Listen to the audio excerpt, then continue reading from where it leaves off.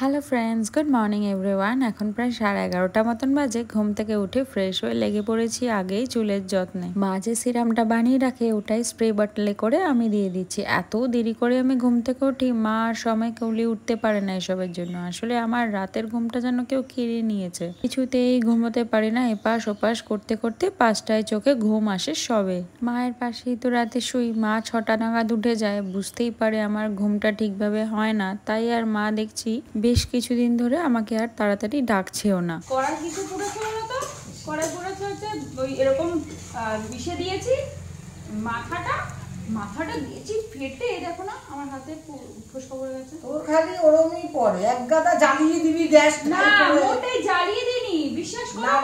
হালকা নিভাতেই দিয়েছি। আর ওটার মধ্যে তেল থাকে না মাথাতে, এমন জোরে ফাটলো। কালকেও ইলিশ মাছ সেম হয়েছে, এরকম ফাটাফাটি, এত ফাটাফাটি। আমার একটু ফাটেও না, কিছু হয় না। আমার কেন ফাটে কি জানি, তেলের সাথে আমার মনে হয় কোনো শত্রুতা আছে, তাই জন্যই ফাটে। এই আমাদের কিচেনে নিয়ে আসলাম রান্না বান্না করতে। আর সকালবেলাতে একটা ব্লেন্ডার হয়েই বসে রয়েছে। লাউ হয়ে গেছে মাছের মাথা দিয়ে, কাতলা মাছের মাথা দিয়ে লাউ হয়েছে। আর আমার বাবা আবার আজকে তার পছন্দের মাছ নিয়ে এসছে। এই যে সেটাকে আমি অলরেডি ম্যারিনেট করে রেখে দিয়েছি। কি দিয়ে ম্যারিনেট করেছি সেটা তোমাদেরকে পরেই না হয় বলবো। আগে রান্নাটা হয়ে যাক, রান্না করতে করতে তোমাদেরকে জানাবো যে কি দিয়ে ম্যারিনেট করেছি। ওদিকে মাছকে উচ্ছে দিয়ে পটল দিয়ে ভাজছে। আর আমার সকালের আজকে ব্রেকফাস্ট খাওয়া কমপ্লিট হয়ে গেছে। এখন এই যে ডিম নিয়ে বসেছি। এই মা আজকে ডিমটা শক্ত করে ফেলেছো কেন? শক্ত করে ফেলেছো কেন? কড়াইটা পুড়বে, দেখবে কড়াইটা কমা আজকে হবে। ও এখন ডালটা কালকে যে আরেকটা ভালো জিনিস এসেছে, দাঁড়াও দেখাই তোমাকে। অনেক দিন ধরে আমি এইটা খাওয়ার জন্য পাগল হয়ে গেছিলাম, অনেক দিন ধরে, অনেক দিন তো পাওয়া যাচ্ছিল না। আমাদের এখানে বাজারে না মাছটা একটু দেরি করে বসে, তাই জন্য বাবা তো সকাল সকাল বাজার করে দিয়ে দোকানে চলে যায়। তো এই মাছটা পাওয়া যাচ্ছিল না, যে আমুদি মাছ নিয়ে এসছে বাবা। আমুদি মাছ ভাজা, আমুদি মাছ মানে যে কোনো ছোট কাচকি গুঁড়ো হোক যাই হোক, আমার এরকম ব্যাপার ছিল যে টক ডাল দিয়ে এরকম মাছ ভাজা খাবো।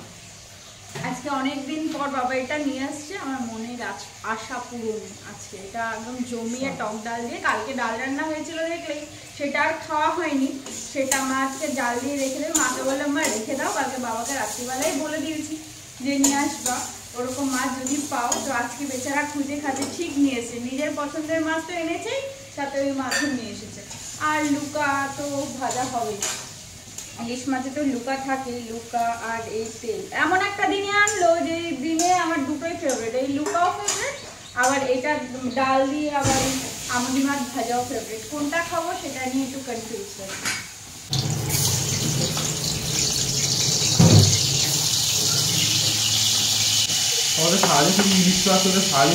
সবসময় যেটুকু বাজারে গেলে ইলিশ মাছ। হ্যাঁ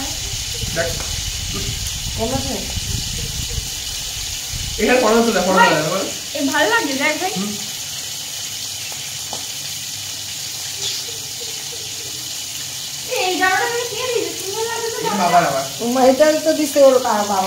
মানে তুই সবার জামাগুলো ঝেপে নিয়ে নিবি? হ্যাঁ, আমি তো যেটা আমি এখন রেড কালারের কিনবো।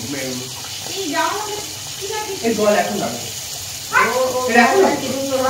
এই জামাটা এই কালারটা পরে খুব ভালো লাগছে। না ওকে জামার কালারটা পরে খুব সুন্দর লাগছে। হ্যাঁ বাবাকে যেটা দিয়েছিল তো ওটা পরেও ভালো লাগে, আমি দেখলাম। কড়াইতে তেল দিয়ে দিয়েছি, গরমও হয়ে গেছে। এখন ইলিশ মাছগুলো দিয়ে দেবো। মা আগেই থামালো, বললো কালো জিরা ছাড়া নাকি ইলিশ মাছ ইনকমপ্লিট। তাই ফোড়নে দিয়ে হালকা ফুটফাট হতেই আমি মাছগুলো দিয়ে দিচ্ছি। এখন পুরো গ্রেভিটা দেবো না, শুধু মাছগুলো দিয়ে এপিট ওপিট একটু হালকা ভেজে তারপরে বাকি মশলাটা দেবো। দাঁড়াও, তোমাদের তো জানানোই হয়নি কি কি মশলা দিয়ে ম্যারিনেট করেছিলাম। গোটা জিরে, কালো জিরে, কাঁচা লঙ্কা আর কয়েকটা গোটা গোলমরিচ দিয়ে ভালো করে একটা পেস্ট বানিয়ে নিয়েছিলাম। সবটা দিয়ে মাছটাকে ভালো করে করে মেখে সাথে একটু সর্ষের তেল। আমি ম্যারিনেটে সব সময় ব্যবহার করি আর রান্নায় রিফাইন অয়েল। গল্প করতে করতে মাছের একটা পিঠ অলরেডি ভাজা হয়ে গেছে। আমি না এই ওলটাতে ভারী ভয় পাই জানো তো, যদি ভেঙে যায়। এমনি তো এগুলো একটু শুকি মাছ হয়, একটু নাড়াচাড়া লাগলেই ভেঙে যায়। তবে আজ আর খুব একটা অসুবিধা হয়নি। উল্টে পাল্টে দেওয়ার পর এই গ্রেভিটা দিয়ে দিলাম, ব্যাস এটার মতন এবার হতে থাকবে, বেশি সময় লাগবে না। আজকে তো সকালেই বেড গুছিয়ে নিয়েছিলাম, তবে আমার এই বেড টেবিলটা ভারী অগোছলা থাকে সবসময়। যতই অর্গানাইজ রাখার চেষ্টা করি ও বাপু অগোছালোই থাকবে। আমার তো যত রাজ্যের সবকিছু রাখার দরকার পড়ে বেডে, এখন সঙ্গী হয়েছে এই বেড টেবিলটা। ড্রয়ার গুলোতে তো যেমন পারি গুজে গাজে রেখে দিই, ভিতরে আছে অসুবিধা নেই, তবে বাইরেটা আর ঠিক থাকে না। তাই আজ ঠিক করেছি এটার একটা বিহিত করেই ছাড়বো, তাই নিয়ে লেগে পড়েছি। একটু সময় এখনো আছে স্নান করতে যাওয়ার, তাই চোখের সামনে যখন পড়েছে তাই আর এড়িয়ে না গিয়ে গুছিয়ে রাখি। চোখের সামনে থাকে, রোজ ঝাড়া পোছা হয়, তাও যে এই ধুলোগুলো কোথা থেকে আসে বুঝি না বাপু। পেপারের তলায় ঢুকে বসে আছে। এই ধুলোর কারণে মা সমস্ত ফার্নিচার গুলো ঢেকে রেখে দেয়, তাও এই ধুলোর থেকে রেহাই নেই। আর এই আমার চার্জারের পয়েন্টটা এত বড়, আর এর তারগুলো মিলে মিশিয়ে জড়িয়ে কেমন একটা হয়ে থাকে। তবে কি করব, এটা যে আমার ভারী কাজের জিনিস। মা তো নামই দিয়ে দিয়েছে নাড়ি ভুড়ি। আমি যখন রুটিদের বাড়ি যাই মা এটাকে গুছিয়ে ঢুকিয়ে রাখে, আবার যখন ওখান থেকে এসে এটাকে বের করি বলে এই বেরোলো এতদিন পরে এই নাড়ি ভুড়ি গুলো। সব সেরে স্নান কমপ্লিট করে আসলাম। সারাদিন যতই কাজ করি এটা একটা বড় কাজ। কি যে জোরে বৃষ্টিটা নামলো, সকাল থেকে বেশ ভালোই ছিল। এখন আমার মহরতী গন্ধের পুজো দিয়ে তারপরে যাব খেতে। জামা কাপড়গুলো মা মেলে দেবে। মা ওদিকে একটু কাজে ব্যস্ত, তাই ভাবলাম জানলায় উঠে একটু বসি। বৃষ্টিও হচ্ছে, হালকা হাওয়াও দিচ্ছে। সদ্য স্নান সেরে আসলাম, বেশ ভালো লাগছে। আর সারাদিন রুডির সাথে একদম কথা হয়নি, তাই এখন একবার ফোনটা করে কথা বলে নেবো। তার আগে একটু ভিজে চুলটা খুলে দিই, হাওয়ায় হাওয়ায় একটু টেনে যাবে। এই চুল নিয়ে সারাদিন আমার চিন্তার শেষ নেই। গুনতে থাকি, দেখতে থাকি কত চুল উঠলো। কি যে জ্বালাতনে পড়েছি, কত কিছুই যে করে ফেললাম এই চুল নিয়ে, কিন্তু চুল ওঠা কিছুতেই বন্ধ হচ্ছে না আমার। যাক, বেচারারও মনে হয় আমার জন্য মন খারাপ করছিল, তাই কথা ভাবতে ভাবতে নিজেই ফোন করলো আমাকে, আর ফোন করতে হয়নি। আসলে দুজনেই বিভিন্ন কাজে এতটা ব্যস্ত থাকি, আগের মতো আর কথার সুযোগই হয়ে ওঠে না। যাক, ভালোই হয়েছে, মনের কথা বুঝে যে ফোন করেছে এই অনেক। বাইরে মেঘ ডাকছে। এই লাঞ্চের টেবিলে বসে গেছি। এখানে আজকে তো দেখেইছো কি কি মেনু হয়েছে। এখানে লাউ দিয়ে, কি যেন মাছের মাথা দিয়ে, উচ্ছে কুমড়ো, না সরি উচ্ছে পটল, ভাত, আর এই যে আমি যে স্পেশাল আজকে ইলিশ মাছ রান্না করেছি। এখানে টক ডাল, যেটা দিয়ে আমি স্পেশাল খাবারটা খাবো, যেটার জন্য আমি অনেক দিন ধরে অপেক্ষা করেছিলাম। আর এটা হচ্ছে আমার রায়তা, আর এটা কি আমার লুকা ভাজা। না, বাটিটাকে স্কিপ করো প্লিজ।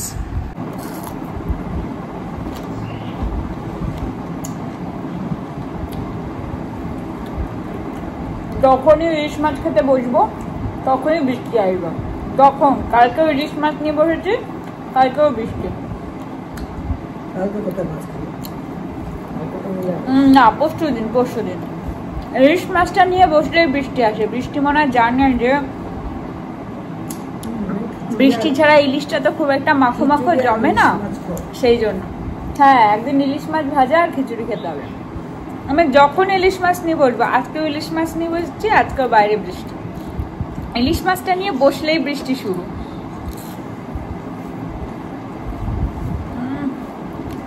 মাছটা দিয়ে টক ডাল, এটা আমার কখনের যে ইচ্ছা ছিল, এত কিছু খেতে ইচ্ছাই করছে না, কিন্তু খেতে হবে, এটাই যা। কি অবস্থা।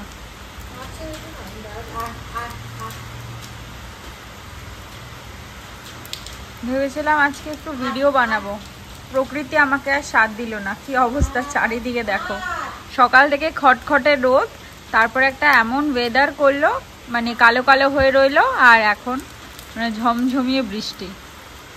আজকে বাবারা বিকেলে দোকানও যেতে পারবে না। ওই যে টপির এক সঙ্গী আবার টপির সাথে যাচ্ছে, ওই যে ওইখানে ওকে খাবার দেয়, ও ওইখানেই খায় খাবার, ও অন্য জায়গায় খাবে না। এই জায়গাটায় আমরা দিতে চাই খাবার, কিন্তু ও খাবে না, ওখানেই খাবে। আর মা দেখো একে তাড়ানোতে ব্যস্ত।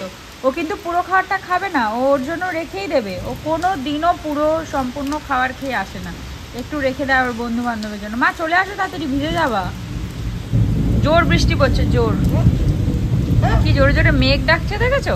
আর আমাদের এখানে একটা লেটেস্ট ঘটনা ঘটেছে দেখো। কাল আর মানে কালকে তো বৃষ্টি হয়নি, আর আজকে সকাল থেকে মোটামুটি ভালো রোদ ছিল, এই যে এখানে যে শ্যাওলা পড়ে গেছে তোমাদের দেখিয়েছিলাম না, এই শ্যাওলাগুলো মোটামুটি একটুখানি শুকিয়ে গেছিলো, শুকনো শুকনো হয়ে যে বৃষ্টির জল পড়েছে, বৃষ্টির জলটা কত জোরে পড়েছে ভাবো, ওখান থেকে শ্যাওলাগুলো নিজে নিজেই উঠে গেছে। আজকে একটা ভালো সময় ছিল মানে ব্লিচিং পাউডার দিয়ে পুরো জায়গাটাকে ক্লিন করার, কিন্তু লোক পেলাম না, তাই আর হলো না আজকে আর। যাই হোক, কিছু করার নেই। ওই দেখো ওকে মা তাড়িয়ে এসছে না, ও ঠিক ওর কাছে চলে গেছে। দেখো ও বুঝতে পেরেছে আমরা আছি, তাই ওর ধারে কাছে আর যায়নি, ওইখানে ঘোরাঘুরি করছে। দেখো হয় তুই ঠিক চলে এসছিস। যাই হোক, আজকে ঠিক করেছি আর দুপুরবেলা ঘুমাবো না। প্রত্যেক দিন এই ঘুমিয়ে ঘুমিয়ে একটা প্রবলেম এমন হয়ে গেছে, কালকেও রাত্রিবেলা আমি 12:30টার মধ্যে ঘুমিয়ে পড়েছি, কিন্তু জানো কিছুতেই আমার ঘুম আসলে না। ভাবলাম পর্দাটা দিয়ে চোখে রোদ লাগবে, সেই মানে রোদ লাগবে বলছে, আলো লাগবে, পর্দার ওপর আবার একটা বিছানার চাদর চাপালাম, তাতেও হচ্ছে না। মানে একবার এপাশ একবার ওপাশ, একবার মাকে জড়িয়ে ধরছি, একবার ওপাশ ঘুরে কোলবালিশকে জড়িয়ে ধরছি, একবার মাথায় বালিশ দিচ্ছি, একবার অমৃতাঞ্জন লাগাচ্ছি, কি না কি করে ফেলেছি। কতবার টয়লেটে উঠলাম, জল খেলাম, কি না কি করে ফেললাম। সেই 5টার সময় গিয়ে আমার ঘুম আসলো।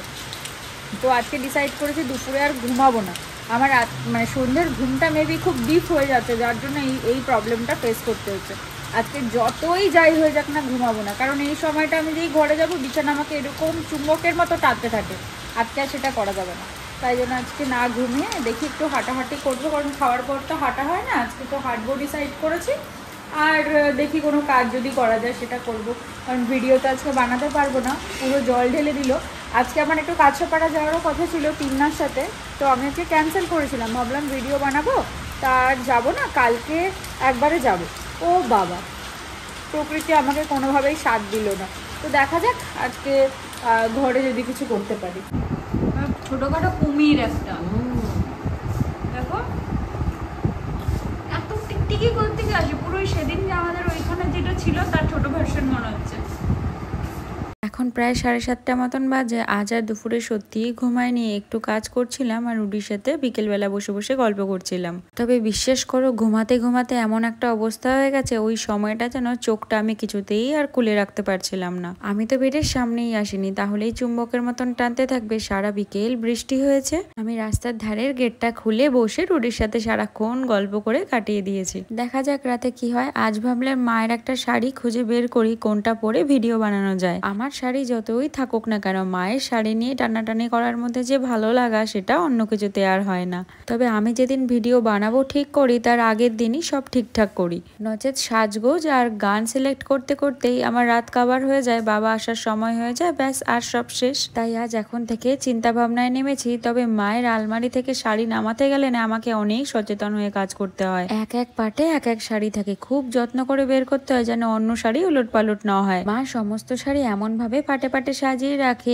একটু আর জায়গা নেই আলমারিতে। তবে আমার মায়ের সেই পুরোনো দিনের শাড়িগুলো ভারী পছন্দের, কালারটা কি অপূর্ব লাগছে না। আমি একটু দাঁড়িয়ে একটা পোজ দিয়ে নি, কেমন লাগছে বলো তো। আমার এই নকর চকর করতে করতে সময় হয়ে গেছে। একটু সাজুগুজু করে কয়েকটা ভিডিও বানিয়েছিলাম, তবে শাড়িটা আর পরে ওঠা হয়নি। আজ হঠাৎ করে বাড়িতে বিরিয়ানির আগমন। ছোট বোনের বার্থডেতে ছোট কাকা কিছু খাওয়ায়নি, তাই আজ ছোট মা কাউকে কিছু না বলেই বিরিয়ানি নিয়ে চলে এসেছে। বাড়িতে কত মাছ, কত ভাত, কত কিছু রয়েছে। আসলে আমরা যখন এরকম কিছু ডিসাইড করি, আগে থেকে জানিয়ে রাখি, সেই হিসাবেই দুপুরে রান্না বান্না হয়। ছোট মা তো আর কিছু জানায়নি। যাই হোক, বাড়িতে এসে যখন পড়েছে, অত চিন্তা ভাবনা করে লাভ নেই।